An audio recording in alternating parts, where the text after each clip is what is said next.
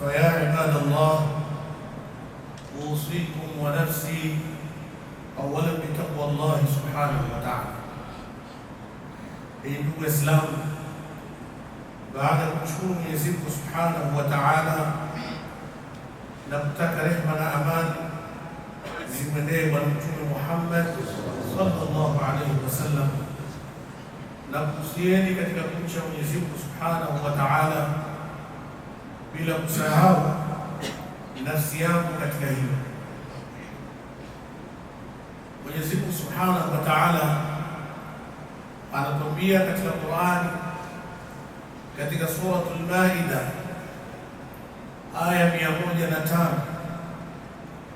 anasema ya ayyuhalladhina amanu alaykum anfusakum la yadurrukum man dhalla idha ihtadaytum ila Allahi marji'ukum jami'an fayunabbi'ukum bima kuntum ta'malun. Aya hii Mwenyezi Mungu Subhanahu wa Ta'ala anasema, enyi wale ambao mlioamini, zitengenezeni nafsi zenu. Alaikum anfusakum, tengenezeni nafsi zenu katika kuzitengeneza ziwe nzuri, ziwe nafsi bora na zisiwe nafsi za ovyo ovyo. Kwa nini? La yadhurukum man dhalla idha ihtadaytum, hakuna yoyote wa kuwadhuru nyinyi kwa yoyote ambaye amepotea kwa upotevu wake, basi hawezi kukudhuruni nyinyi pale itakapokuwa nyinyi mnaongoka. Mwenyezi Mungu akasema ila Allahi marji'ukum jami'an, eleweni kwamba kwa Mwenyezi Mungu marejeo yenu ninyi yote mtarejea huko. Fayunabbi'ukum bima kuntum ta'malun, na mtakuja kuelezwa yale yote mliokuwa mkiyafanya katika dunia. Mwanadamu namna alivyoumbwa ana kitu kinaitwa nafsi. Hii nafsi akiiachia ifanye itakavyo, mwanadamu huyu ataharibikiwa, bali anapaswa kujikagua na kujiangalia vizuri, nafsi yake iko wapi, ikoje, anatengeneza au anaharibu. Na ndio maana Mwenyezi Mungu Subhanahu wa Ta'ala akasema, wa amma man khafa maqama rabbih wa nahaa an-nafsa 'anil hawa fa innal jannata hiya al-ma'wa, na yeyote ambaye anaogopa kisimamo cha mbele ya Mola wake na akaikomesha nafsi yake na mambo ya matamanio yasiyofaa, mtu huyu Mwenyezi Mungu anasema bila shaka katika pepo ndiyo itakuwa mafikio yake. Uikomesha nafsi na mambo yasiyofaa, mambo ya ovyo, kama ni jihadi ambayo inataka juhudi kweli kweli, kwa sababu mwanadamu anakuwa mwema, anakuwa mzuri baada ya kuzungumza na nafsi yake. Mwanadamu anakuwa mbaya, anakuwa hafai katika jamii, kwa sababu ameiachia nafsi yake ifanye inavyotaka. Ndio maana Mwenyezi Mungu akatoa agizo kwamba Waislamu, waumini, tengezeni nafsi zenu. Watu wakitengeneza nafsi zao zikakaa mahala pazuri, basi yoyote atakayepotea hawezi kuwadhuru. Hawa tayari wameshaokoka mbele ya Mwenyezi Mungu Subhanahu wa Ta'ala. Na ndio utaona ukisoma katika sura Hud aya 117, anasema wama kana rabbuka liyuhlika alqura bidhulmin wa ahluha muslihun, kwamba Mwenyezi Mungu Subhanahu wa Ta'ala anasema kwamba hakuwa mwenye kuangamiza kijiji au mji. Haangamizi Mwenyezi Mungu Subhanahu wa Ta'ala kijiji chochote au mji wowote, hali ya kuwa watu wa mji huo ni watu wenye nafsi safi, ni watu wazuri, basi Mwenyezi Mungu katika mji huo anawaondoshea mabalaa na matatizo. Lakini tukiziachia nafsi zifanye zinavyotaka, basi bila shaka tutaharibikiwa mbele ya Mwenyezi Mungu Subhanahu wa Ta'ala. Mzee Luqman alitoa wasia mrefu kumwambia mtoto wake. Kusoma katika sura Luqman, Mwenyezi Mungu anatuhadithia namna mzee Luqman alivyokuwa anamwambia mtoto wake. Kamwambia mengi, lakini moja katika aliyomwambia, alimwambia ya bunayya aqimis salah, ewe mwanangu dumisha swala. Lakini akamwambia wa'mur bil ma'ruf, na uamrishe mambo mema, wanha 'anil munkar, na vile vile ukataze mambo mabaya. Wasia huu kama sisi Waislamu wa leo tutaushika kwa watoto wetu, kwa familia zetu, bila shaka tutakuwa na familia na watoto wenye nafsi zilizokuwa safi, kama Mungu alivyotuagiza tutengeneze nafsi zetu. Wallahu tabaraka wa ta'ala yaqul wa biqawlihi yahtadi al-muhtadun jalla jalaluhu fa idha quri'a al-Qur'an fastami'u lahu wa ansitu la'allakum turhamun. A'udhu billahi minash shaitani rrajim. Wa amma man khafa maqama rabbih wa nahaa an-nafsa 'anil hawa fa inna al-jannata hiya al-ma'wa. Barakallahu li wa lakum bil Qur'an al-'azim wa nafa'ani wa iyyakum bil ayati wal dhikri al-hakim. أقول قولي هذا فاستغفروه إنه هو الغفور الرحيم وهو البر الكريم.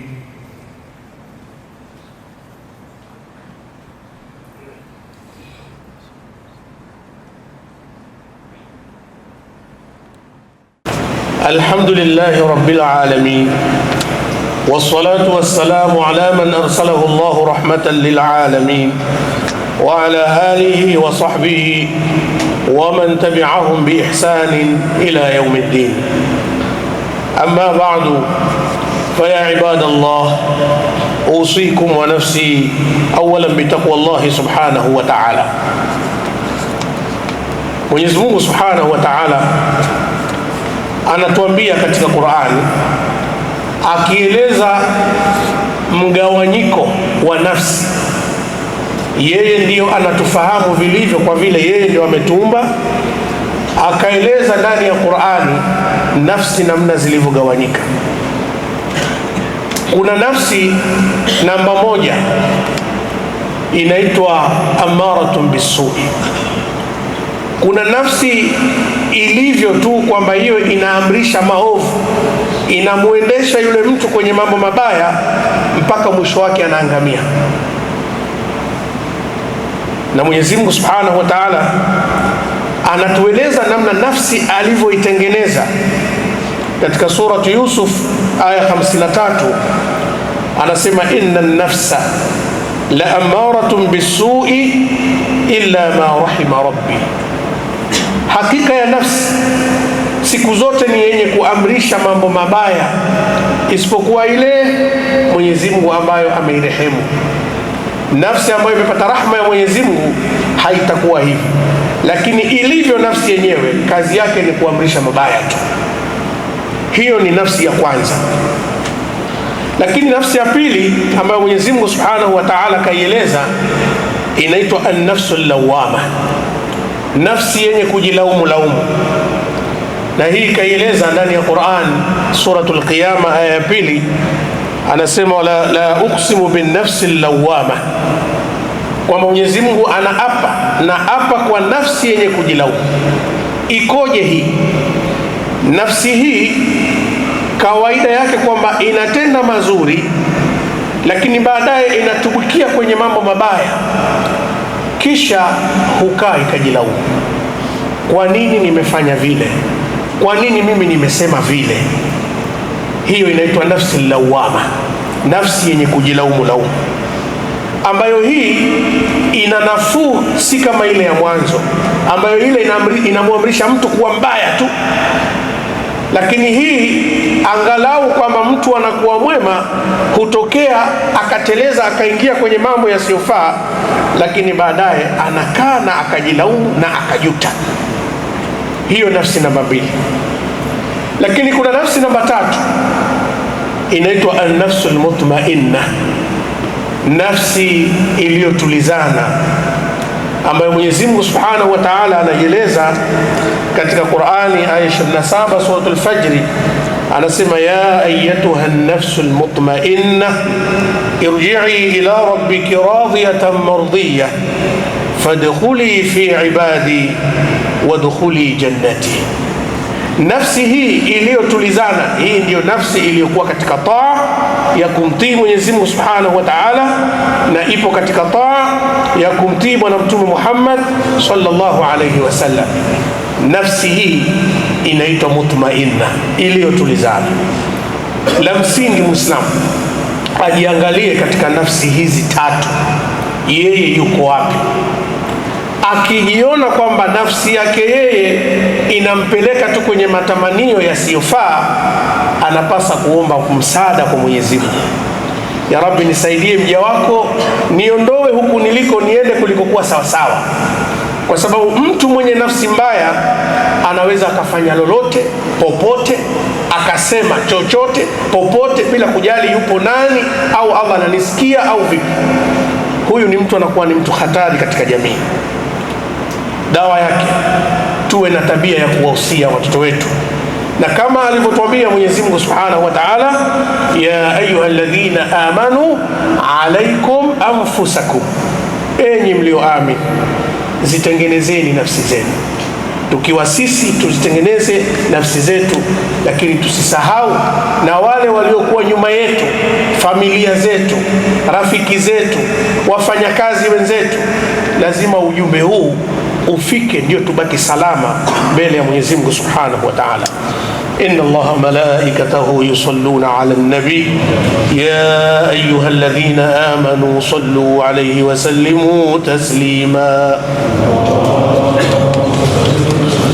اللهم ارض عن اصحاب رسول الله صلى الله عليه وسلم، خصوصا ابي بكر الصديق وابي حفص عمر بن الخطاب وذي النورين عثمان بن عفان وباب العلوم والحكم سيدنا علي بن ابي طالب وبقيه اصحاب رسول الله صلى الله عليه وسلم. اللهم اغفر لجميع المؤمنين والمؤمنات والمسلمين والمسلمات الاحياء منهم والاموات برحمتك يا أرحم الراحمين. عباد الله، إن الله يأمر بالعدل والإحسان وإيتاء ذي القربى وينهى عن الفحشاء والمنكر والبغي يعظكم لعلكم تذكرون. فاذكروا الله العظيم يذكركم واشكروه على نعمه يزدكم ولذكر الله أكبر والله يعلم ما تصنعون.